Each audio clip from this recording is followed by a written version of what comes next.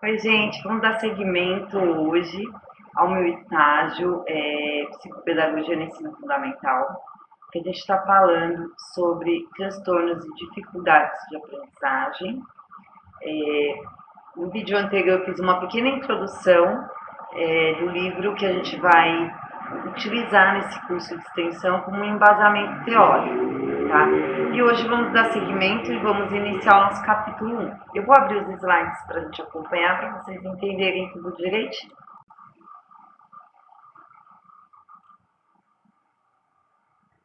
Bom, para quem não sabe ainda, eu sou estudante da Uninter, Centro Universitário Internacional. A gente está gravando esses vídeos, fazendo esse formato aí de curso de extensão para levar informação para a comunidade, para em tempos de pandemia podermos dar continuidade à nossa formação, né, à conclusão do nosso curso, nessa fase de estágios. Então a gente teve essa oportunidade para não parar, a gente fazer esse curso de extensão e está levando informação para a comunidade. Esse já é o meu terceiro estágio, então se você quiser acompanhar, só dá uma olhadinha no meu canal, estão todos os vídeos lá, né? E tenho certeza que você vai gostar, tem bastante informação interessante sobre psicopedagogia e psicomotricidade também, eu fiz no estágio de educação infantil, e é bem interessante. Para quem não me conhece ainda, não assistiu nenhum vídeo, está vendo esse pela primeira vez, o meu nome é Ayla Cristina dos Reis, eu sou estudante de licenciatura em psicopedagogia, graduação, meu ANIL é 27218. Esse é o meu terceiro estágio, meu estágio supervisionado de psicopedagogia no ensino fundamental. Eu trouxe um tema que eu já toquei no assunto no meu primeiro estágio, que era diferentes contextos, onde eu trouxe a informação sobre o que é a psicopedagogia, onde atua um psicopedagogo, e ali eu trouxe um pouco sobre transtornos e dificuldades de aprendizagem. Só que nesse curso, então, eu vou falar somente sobre eles. A gente vai se aprofundar um pouquinho mais, entender o que é a psicopedagogia e dessas dificuldades de aprendizagem que cuida a psicopedagogia. Né? No vídeo anterior, como eu disse, eu citei que foi uma apresentação que nós vamos trabalhar com um embasamento teórico com este livro, que vocês estão vendo aí no slide também, Dificuldades de Aprendizagem, um olhar psicopedagógico, da editora Entre Saberes, na série Psicopedagogia, Dificuldades de Aprendizagem, um olhar psicopedagógico de Daniela Leal, Maquiline Oliveira Gomes Nogueira. Então hoje eu vou dar início ao nosso capítulo 1. O nosso capítulo 1 ele traz o tema Concepções de ensino-aprendizagem, um breve resgate histórico. Então vamos ver como que foi estudado esse caminho, né, sobre ensino-aprendizagem. Então vamos lá entender, né, desde o início isso. Tem até uma citação aqui no livro de Guimarães Rosa, de 2006, que diz assim: o Senhor mire e veja, o mais importante e bonito do mundo é isto, que as pessoas não estão sempre iguais, ainda não foram terminadas, mas que elas vão sempre mudando. Afinam ou desafinam, verdade maior. É o que a vida me ensinou, isso que me alegra montão. Então a gente está sempre em constante transformação e constante aprendizagem, né? Porque a vida ensina e a gente aprende, né? Muito lindo. Então vamos dar início ao nosso capítulo 1, que a gente vai tratar aqui sobre a história, né, do ensino-aprendizagem. Nesse capítulo estudaremos a forma como aconteceu o processo de ensino-aprendizagem formal no mundo ocidental ao longo dos séculos, num breve resgate histórico. E depois faremos uma análise da situação da escola pública brasileira na atualidade. Outro ponto de destaque aqui abordado é a aprendizagem e as suas múltiplas concepções teóricas na visão de estudiosos como Vygotsky, Piaget, Skinner e Freud. A dificuldade de aprendizagem é bastante debatida atualmente, por estar diretamente ligada à ideia de sucesso ou de insucesso do indivíduo, no processo de desenvolvimento ao longo de toda a sua vida. Atualmente, esse tema tem sido cada vez mais estudado por especialistas em todo o mundo, na tentativa de encontrar soluções para o impasse, controlando as causas e amenizando os efeitos desse problema na vida de alunos, pais, educadores e outros. À medida que avançamos na discussão de tal questão, perdemos de vista o caminho trilhado até chegar a ela. Portanto, propomos neste capítulo inicial um breve resgate histórico do processo de ensino-aprendizagem no Ocidente, assim como um estudo das principais concepções teóricas da aprendizagem, para que possamos unir os fios que ligam essa complexa teia biopsicossocial ao longo da história do ensino formal, até chegarmos às dificuldades de aprendizagem, tema central desta obra. Bom, então, breve história do processo de ensino-aprendizagem, a perspectiva ocidental. A aprendizagem é considerada um dos polos do processo educativo. Segundo Paim, 1992, página 17 e 18, tal processo compreende todos os comportamentos dedicados à transmissão da cultura, inclusive os objetivados como instituições que, especificadamente escola ou secundariamente família, promovem a educação. De acordo com esse autor, é através da escola que o sujeito histórico exercita, assume e incorpora uma cultura particular. Historicamente, a educação e a cultura tiveram início alguns séculos antes de Cristo. Para os ocidentais, no chamado período clássico ou antiguidade, o qual durou do século VI a.C. ao século VI a.C. ao século IV a.C., de acordo com Gatod, 2004, página 29, uma sociedade estratificada como grega, sustentada por colônias, desenvolvida numa situação geográfica que facilitava o comércio entre o Oriente e o Ocidente, serviu de berço da cultura, da civilização e da educação ocidental. Nessa época, o filósofo grego Sócrates, de 469 a 399 a.C., filho de um escultor e de uma parteira, desenvolvia seus ensinamentos com os jovens em praça pública, instigando-os a pensarem por si próprios. De célebre afirmação, conhece-te a ti mesmo.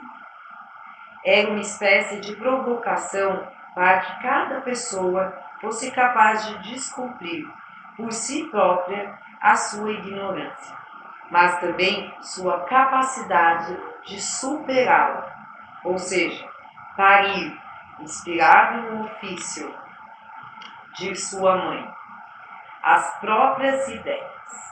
Esse filósofo desenvolvia o saber filosófico em praças públicas, conversando com os jovens, dando sempre demonstrações de que era preciso unir a vida concreta ao pensamento.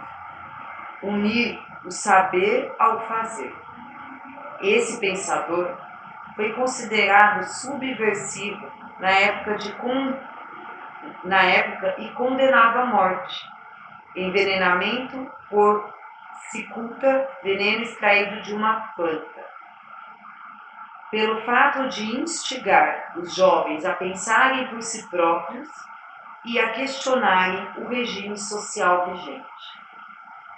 Por volta do ano 387 a.C., em Atenas, o filósofo Platão, discípulo de Sócrates, fundou a Academia, sendo esta uma das primeiras instituições de ensino do mundo ocidental. Nessa época, a educação acontecia por meio de uma formação política, científica, filosófica, ética e estética. Em seguida, seu discípulo Aristóteles fundou o Liceu por volta de 335 a.C., o qual também era uma escola filosófica, na qual os estudantes aprendiam por meio da lógica, da observação e da experiência. No período clássico, apesar do estímulo evidente à formação integral do cidadão político, na polis grega, a estrutura da sociedade era baseada numa pseudodemocracia na qual apenas os homens da elite tinham acesso à educação e, consequentemente, à aprendizagem da leitura, da escrita, da matemática, da arte de bem falar, eloquência ou retórica, das atividades esportivas e outras. Os demais, mulheres, crianças, artesãos e escravos, não usufruíam desses ensinamentos. Após o período clássico, já na Idade Média, as instituições escolares baseavam seus ensinamentos na supremacia da fé católica, em detrimento da razão, cujos principais expoentes foram Santo Agostinho, o qual desenvolveu seu pensamento a partir do platonismo no final do século IV depois de Cristo e início do século V depois de Cristo, e São Tomás de Aquino no século XIII depois de Cristo, que elaborou sua teoria em cima dos ensinamentos de Aristóteles. Esse foi um longo período histórico, que durou aproximadamente 1000 anos, do século V ao século XIV, período chamado de Idade das Trevas, devido à forte repressão, à pobreza e às atrocidades vividas na época, tais como tortura, inquisição e as cruzadas, ou guerras santas, como ficaram conhecidas. Nesse período, a aprendizagem não evoluiu como poderia, pois a Igreja reduziu a leitura e a escrita às obras que considerava adequadas aos cristãos e, com isso, passou a privilegiar apenas o conteúdo religioso. Além disso, nesse período, enfatizava-se a aprendizagem repetitiva por meio da memorização e da cópia. Na chamada Idade Moderna, que vai dos meados do século XV até o final do século XVIII, vários nomes ficaram conhecidos. Entre eles, destacamos Francisco Bacon, de 1561 a 1626, com seu método experimental, e René Descartes, com seu método experimental.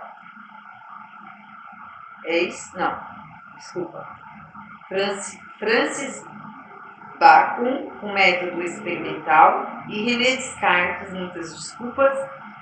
com uma visão mecanicista e racional do homem. Depois, em seguida, podemos citar Jean-Jacques Rousseau, que foi uma figura de transição dentro do iluminismo. De um lado, acentuou as exigências de liberdade presentes no movimento, de outro, abriu caminho para o romantismo, criticando os excessos racionalistas. Nessa época, apostadamente à Idade Média, os grandes estudiosos propuseram que se priorizasse a aprendizagem por meio da razão, da investigação científica e da pesquisa experimental, e que se abandonasse o argumento da fé.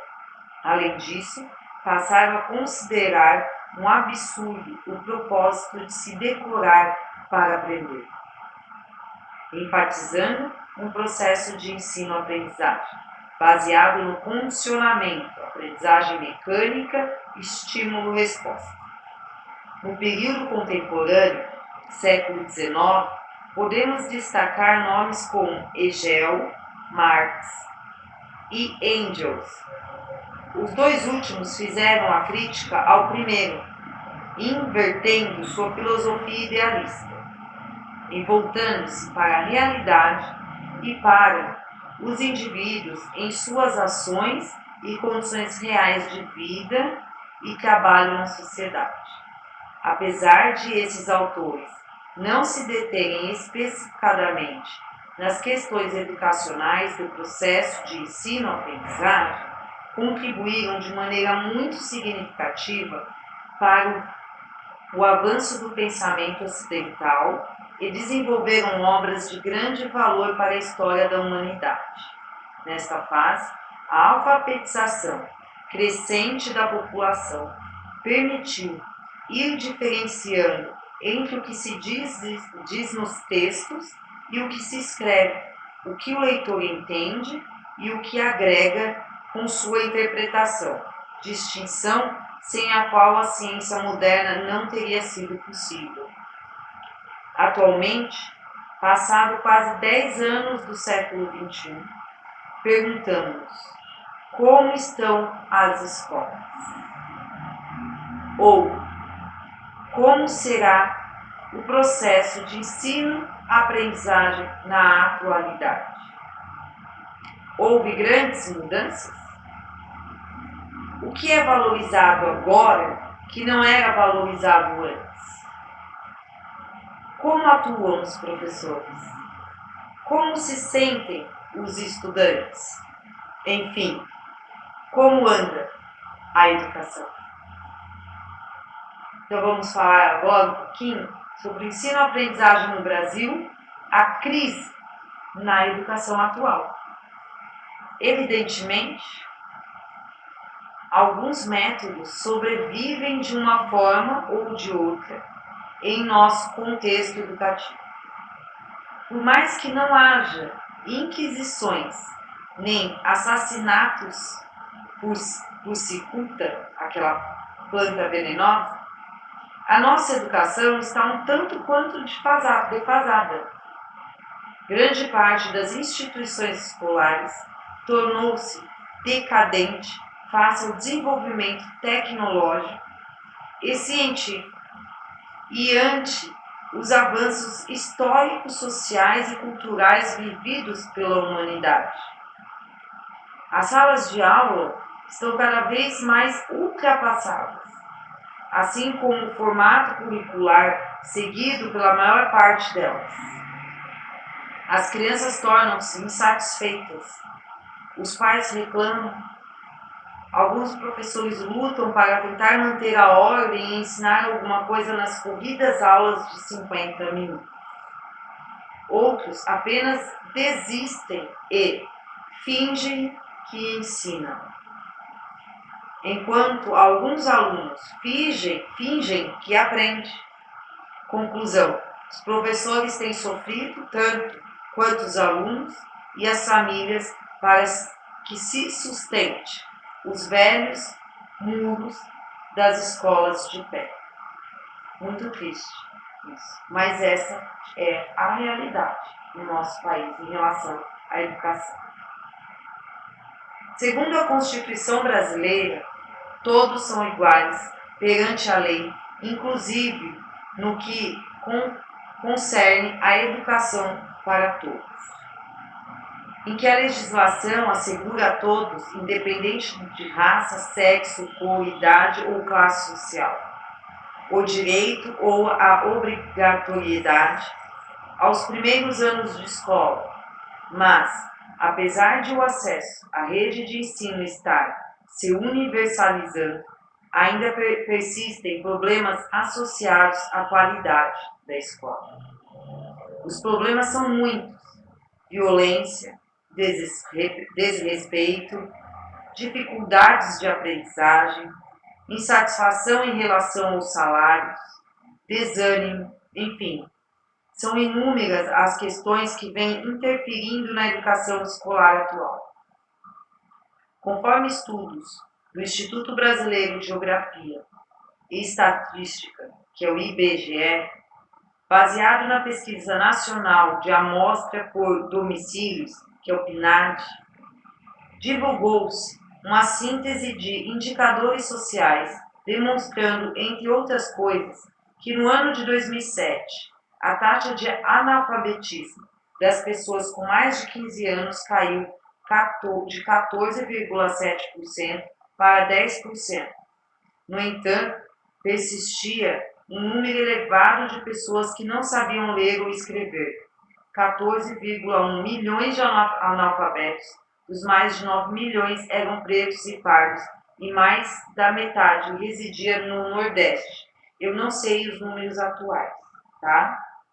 Eu estou passando só a informação que o livro está trazendo para mim, tá ok?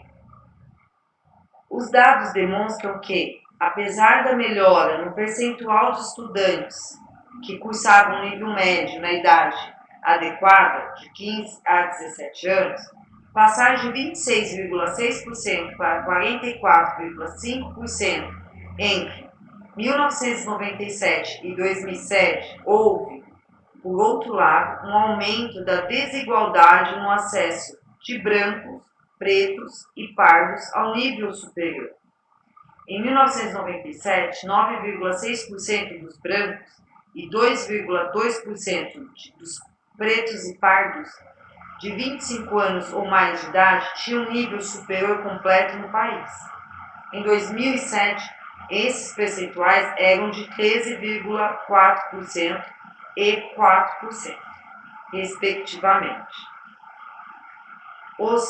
As consequências das desigualdades educacionais se refletem nos rendimentos médios dos pretos e pardos, que se apresentam cerca de 50% menores que os dos brancos.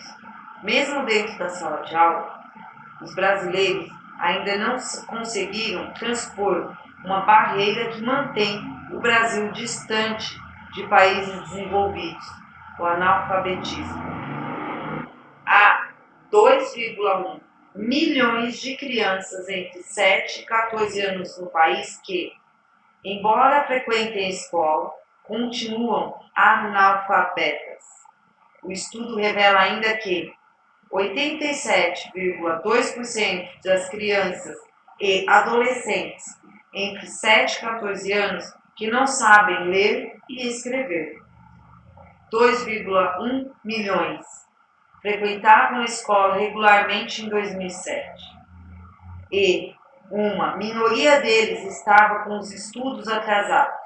Apenas um quarto dos estudantes do ensino fundamental tinha mais de 2 anos acima de idade recomendada para a série que estava.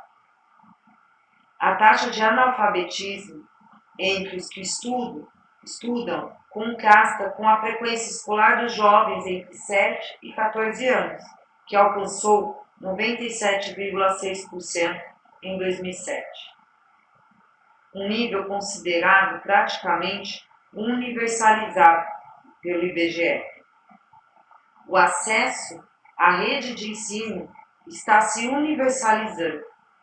No entanto, ainda persistem problemas associados à eficácia da escola, diz o texto da síntese de indicadores sociais do IBGE de 2010.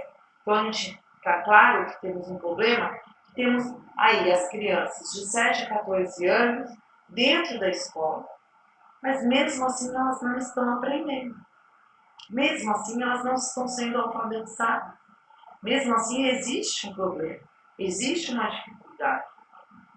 Que essas crianças não estão aprendendo se elas estão dentro da escola. Segundo Haddad, os números não são neutros. Ao contrário, traduzem a exclusão social no país, que tem cor, etnia, sexo, idade, endereço e condição econômica. Nas palavras de Haddad, no Brasil, grande parte das pessoas de 7 a 14 anos está estudando, mas a baixa qualidade do ensino, unida à baixa qualidade de vida dessa população, fazem com que os alunos não consigam completar sua escolaridade, criando um novo tipo de exclusão social e educacional, provocada não mais pela ausência de vagas, mas sim pela incapacidade de adquirir a escolaridade, mesmo frequentando os bancos escolares, transformando grande parte da população jovem e adulta incapaz de ler e escrever com autonomia. Segundo os dados dos testes de leitura do Sistema Nacional de Avaliação da Educação Básica, o SAEB, em suas pesquisas mais recentes, 42% dos alunos do terceiro ano do ensino médio estão nos estágios muito crítico e crítico de desenvolvimento de habilidades e competências em língua portuguesa.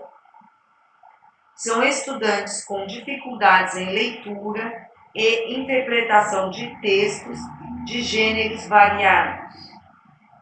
Não são leitores competentes e estão muito aquém do esperado para o final do ensino médio. Os denominados adequados somam apenas 5%, são os que demonstram habilidades de leitura de textos argumentativos. Como já sabemos, esses fatos não são grande novidade para ninguém. Pais, educadores, coordenadores, diretores, estudantes e qualquer pessoa que volte os olhos em direção à escola hoje são capazes de perceber que há algo errado e uma necessidade imensa de mudar, renovar e transformar a educação no Brasil. Com raras exceções, as escolas, principalmente as instituições públicas, tornaram-se locais cujo dia a dia é uma guerra e um salve-se quem puder. Em meio a esse quadro, surge, ou melhor, ressurge, um olhar sobre as dificuldades de aprendizagem. Esse é o nosso principal foco nessa obra. Compreender e tecer caminhos teóricos e práticos para lidar com essa realidade, agravada, obviamente, pela situação atual vigente na educação. Para compreendermos um pouco melhor essas e outras questões que surgirão neste livro ao longo dos capítulos, será necessário resgatar as concepções do processo de ensino-aprendizagem vigentes em nosso contexto educacional brasileiro, destacando algumas influências dos autores que contribuíram e vêm contribuindo para uma educação de melhor qualidade por meio da compreensão do processo de desenvolvimento do ser humano. Esses estudiosos apesar de não influenciarem diretamente a transformação dos fatores externos e internos, trazem em suas teorias grandes contribuições para que possamos compreender e superar tais fatores. O processo de desenvolvimento e aprendizagem, algumas concepções. Bom, uma criança ao nascer não está geneticamente programada para viver em sociedade. Ela não sabe falar, andar, ir ao banheiro ou usar as técnicas para sua subsistência e proteção. É necessário ensinar-lhe como se comportar, como viver em sociedade. É preciso humanizá-la, civilizá-la. E a educação formal e a informal servem justamente para realizar o trabalho de inserção da criança no meio social ao qual ela pertence. Sendo assim, não podemos conceber a educação como algo isolado, sem vínculos com a economia, a cultura e a política, como se os processos educativos acontecessem de maneira isolada e desintegrada da realidade social. Por isso, a necessidade de pensar o desenvolvimento da educação, escola, ao mesmo tempo em que se pensa o desenvolvimento do sujeito e da sociedade, pois são interdependentes, só assim poderemos superar os desafios impostos pelos fatores externos e internos, dos quais tratamos anteriormente. Alguns teóricos que estudaram o processo de desenvolvimento e aprendizagem humano defendem diferentes concepções acerca do desenvolvimento do sujeito e da sociedade. A seguir, vamos destacar algumas delas. Vamos falar então agora da concepção de Freud. Sigmund Freud. Ele nasceu em Freiberg, na Morávia, em 6 de maio de 1856 e morreu em 23 de setembro de 1939, aos 83 anos, em Londres. Apesar de ter se formado em medicina, não se sentia à vontade nessa profissão, porém destacou-se como um excelente clínico e criador da psicanálise. Para a medicina em si mesma, não sentia nenhuma atração direta.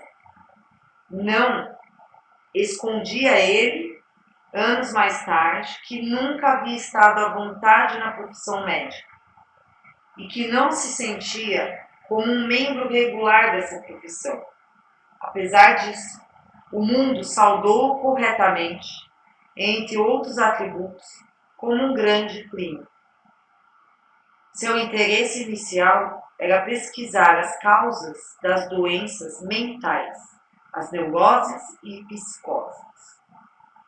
A obra do médico foi influenciada pelo modelo cartesiano de ciência, embora ele discordasse dos racionalistas em relação à razão humana, pois acreditava que o homem é fortemente comandado pelo inconsciente, conteúdos reprimidos, não presentes, da consciência pela ação de censuras internas e por forças instintivas. Para Freud, todo comportamento humano é superdeterminado, ou seja, nossos atos, mesmo que os que parecem ocorrer ao acaso, estão relacionados a uma série de causas, das quais frequentemente não temos consciência. O psiquiatra também defende a tese de que a frustração é necessária ao desenvolvimento saudável dos sujeitos, que necessitam se conformar com a realidade, aceitando leis e regras necessárias para viver em sociedade. Isso não significa que a criança deva aprender pela coerção, mas sim que a educação deve ser prazerosa, porém com limites. O desenvolvimento e a aprendizagem da criança necessitam ser estimulados efetivamente, levando em conta o desejo desta, porém, não se deve confundir a afetividade com permissividade ou, do outro lado, a repressão, a violência e o castigo não educarão a criança adequadamente. É necessário uma relação de respeito e amizade para ensinar significativamente. Agora, vamos falar sobre a concepção de Skinner.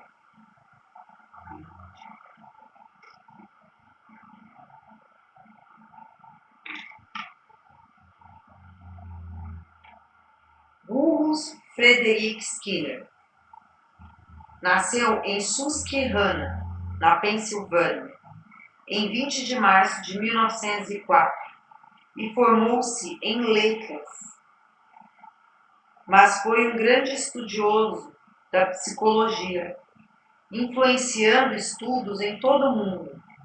As pesquisas de Skinner analisavam o comportamento observável, sem se preocupar com os processos internos, filosóficos e mentais, enfatizando apenas a importância dos processos externos, ambientais.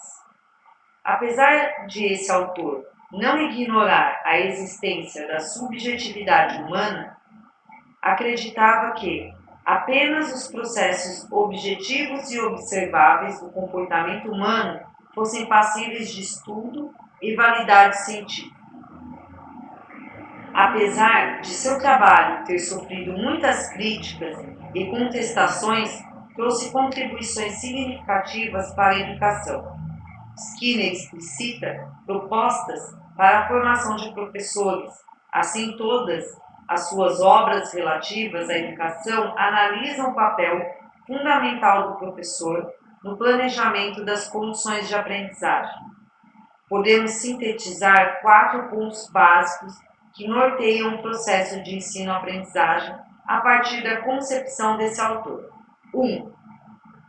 Para usar adequadamente os instrumentos do ensino, independentemente de quais sejam eles e quais deles estejam disponíveis no momento do ensino, o professor deve tomá-los como referência para instalar mudanças no aluno, possibilitando-o, assim, se comportar de maneira mais eficiente e diferente da que acontecia antes do processo de ensino. 2. O professor deve conhecer as possibilidades do estudante, em termos comportamentais, sobre quais contingências seu comportamento está sendo mantido, tomando-as como condição prévia para planejar um ensino eficiente que elimine dificuldades desnecessárias para o aluno. O professor necessita conhecer e estabelecer os objetivos do processo de ensino, de modo que eles interfiram relativamente no comportamento do aluno. O professor precisa dominar o conteúdo a ser utilizado no processo de ensino. O behaviorismo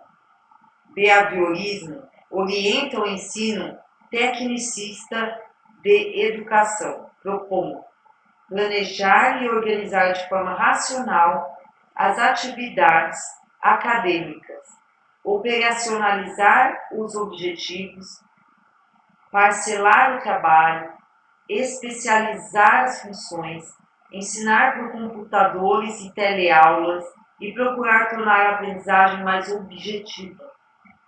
Contudo, é preciso ter em mente que isso não pode significar ou levar, evidentemente, as instituições a formatar robôs sem autonomia, supervalorizando a técnica como um meio de produção, pois se corre o risco de empobrecer o significado real dessa dimensão, separando-a, isolando-a com apenas um fazer e a descolando do pensar para fazer.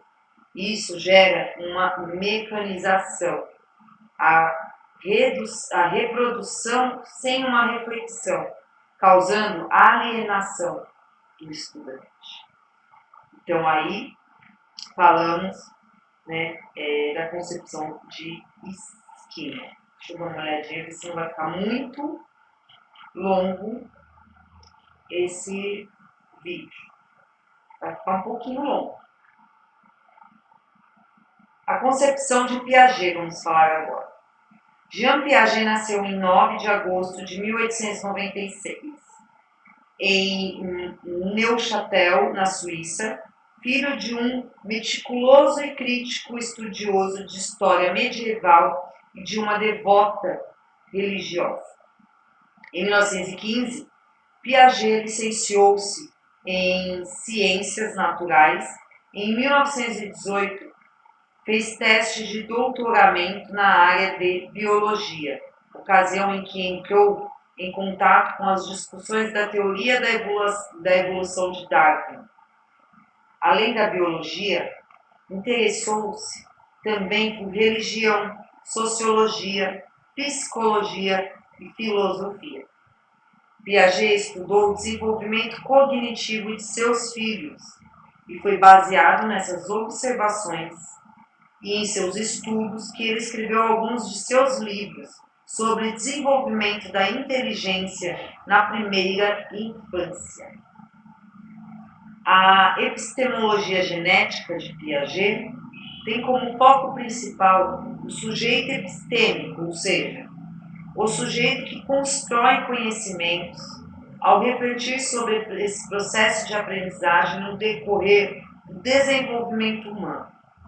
Piaget parte da relação entre o sujeito e o objeto, meio físico e social, postulando que estes estabelecem contínuas relações entre si, em que o mundo constrói o outro mutuamente. Na epistemologia genética, Piaget aborda o processo de construção do conhecimento pelo sujeito, do nascimento até a idade adulta. Contudo, esse enfoque principal é no desenvolvimento infantil. Segundo Stoltz, a partir da perspectiva piagetiana, vemos a discussão da construção do conhecimento, enfatizando cada vez mais o papel das interações sociais em seu processo. Nesse sentido, Piaget aborda a importância das transmissões e interações como um dos fatores indispensáveis, essenciais da construção da inteligência do ser humano, juntamente com a maturação orgânica, a experiência física e o processo de equilibração.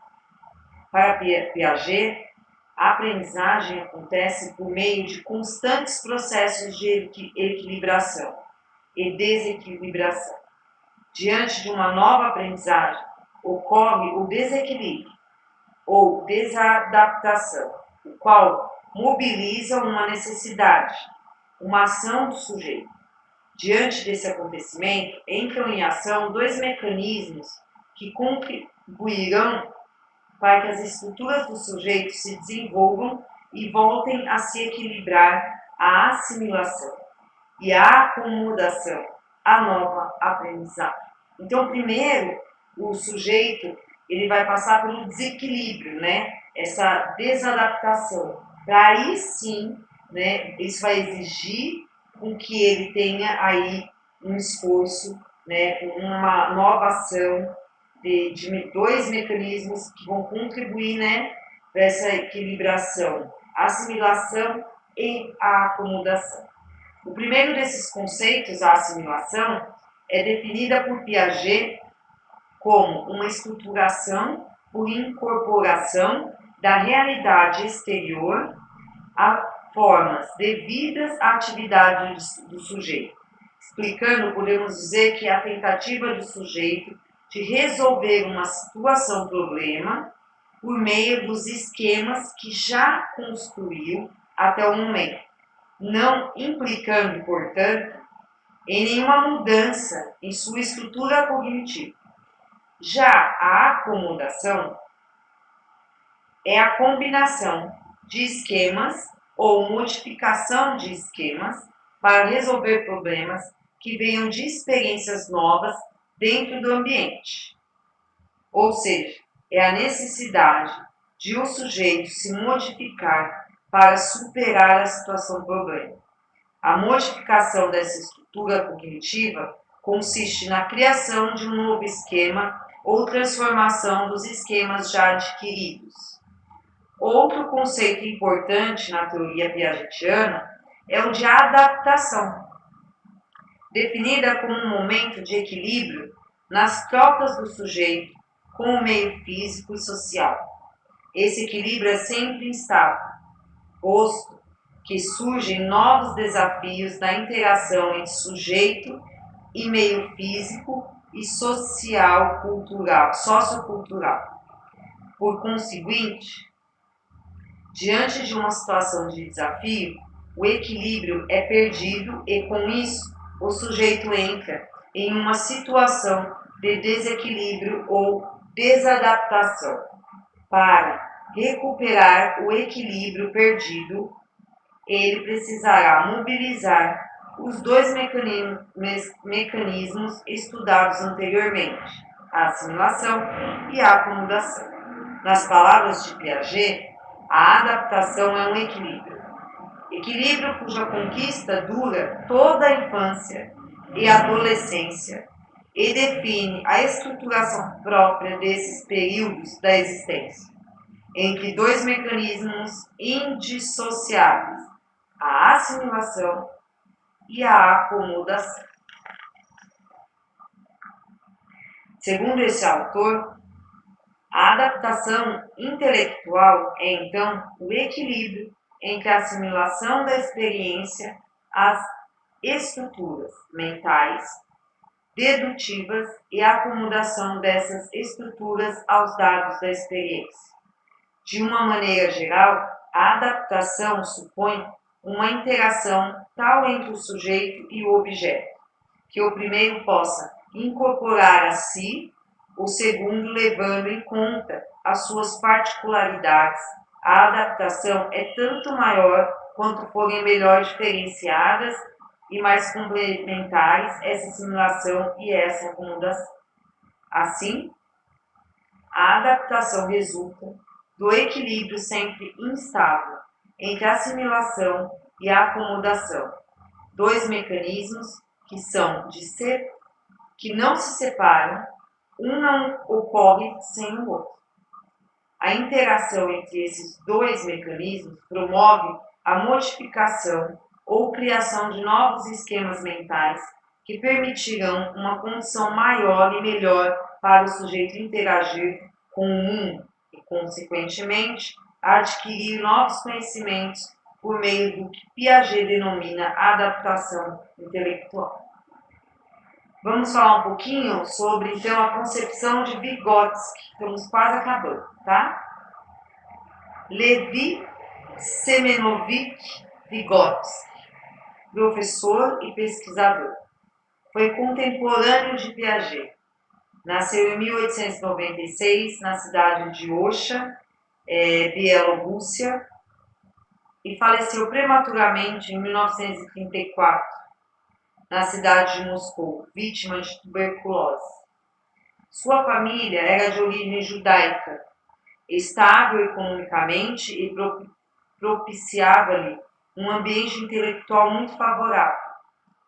Sua mãe, como professora, incentivava a leitura de romance, críticas de arte, filosofia, entre outras áreas do conhecimento.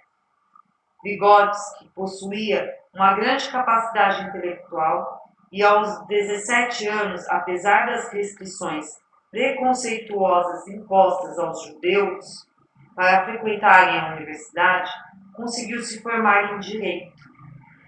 A frequência à universidade favoreceu o contato com intelectuais e os estudos em filosofia e em economia política. Estudou autores como Spinoza, Marx, Engels, que marcaram suas ideias e trajetória. Vygotsky buscava a compreensão do desenvolvimento dos processos psicológicos, os quais se dividem em elementares, reações automáticas, ações reflexas e associações simples, origem biológica, e funções psicológicas superiores, capacidade de planejamento, memória e imaginação. De acordo com Vygotsky, citado por Rego, 1995, página 39, os processos psicológicos superiores não são inatos. Eles se originam nas relações entre indivíduos humanos e se desenvolvem ao longo do processo de internalização de formas culturais de comportamento.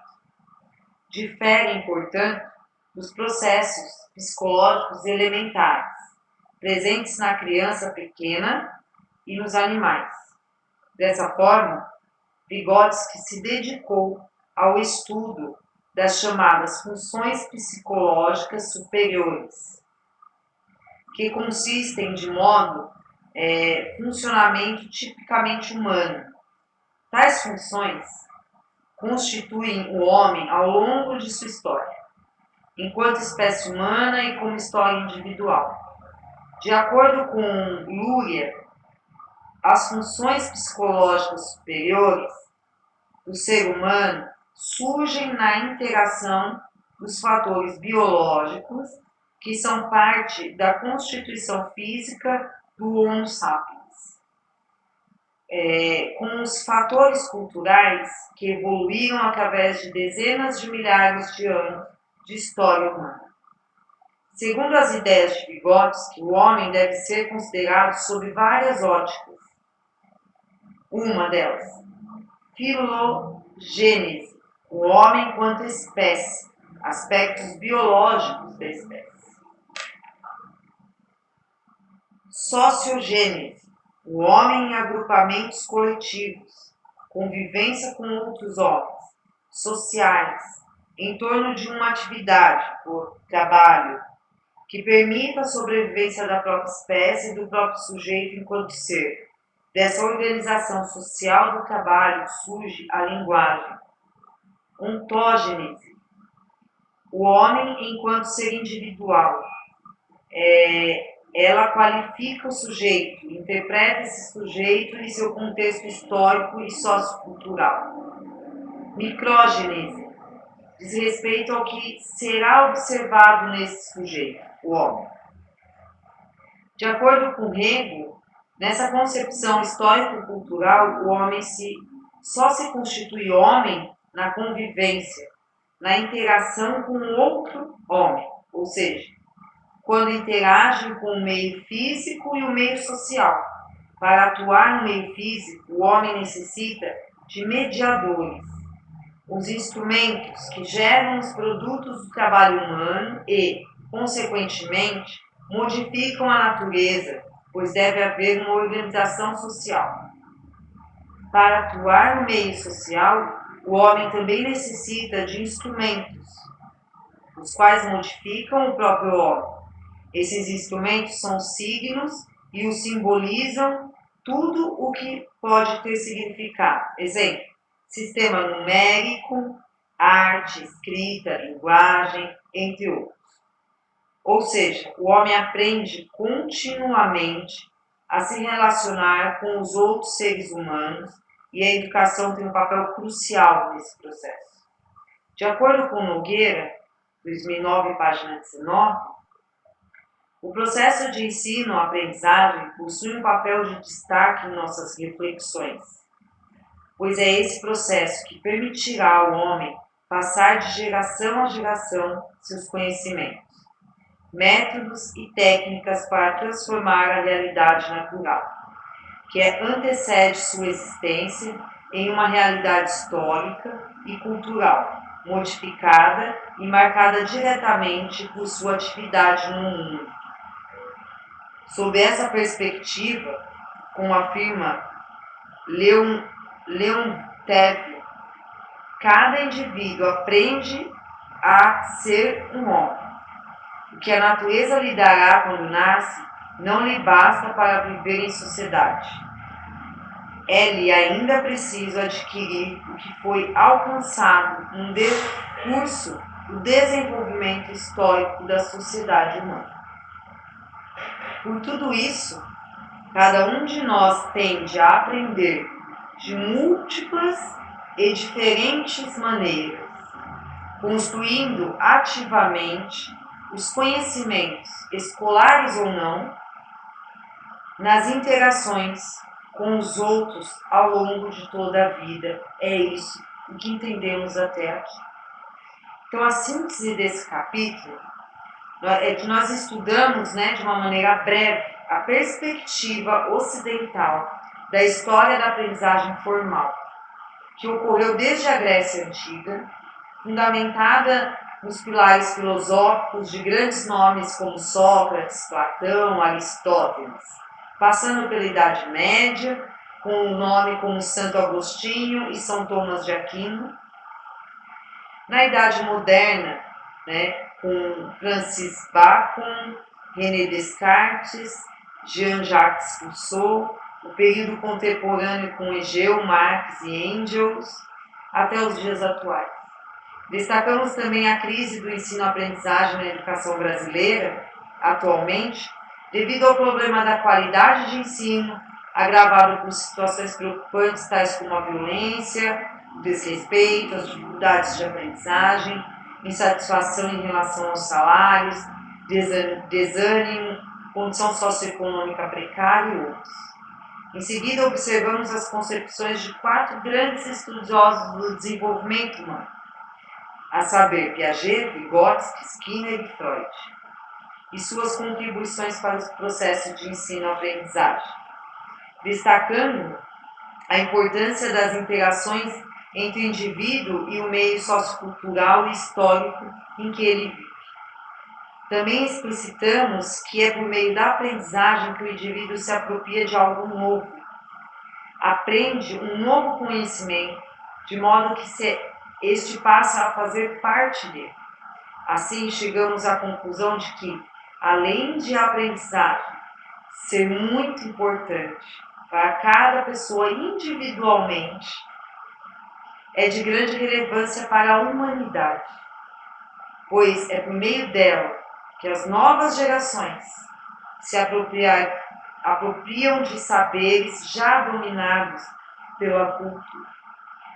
Então, aí nosso primeiro capítulo será encerrado com essa grande importância sobre a aprendizagem, não só para o indivíduo, mas para a humanidade toda, a questão desse desenvolvimento da aprendizagem.